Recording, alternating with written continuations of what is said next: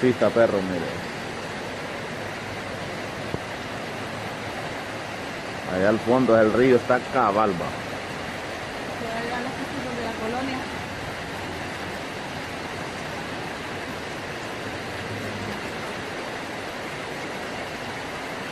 Y se la lleva hasta la chica.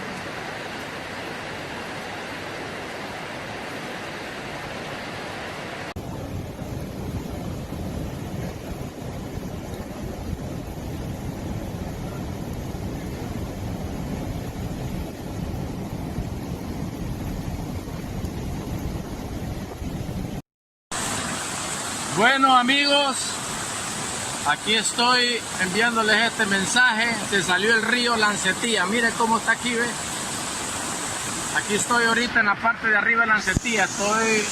Aquí quedamos parados, ya aquí ya no podemos salir. No podemos salir, nos quedamos parados en Lancetía.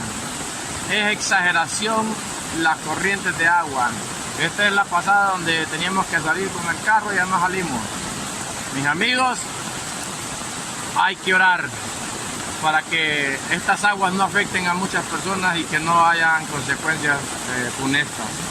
Bendiciones a todos. Río Lancetía. Se desbordó el río Lancetía. Miren, estamos cerca de las casas, para arriba.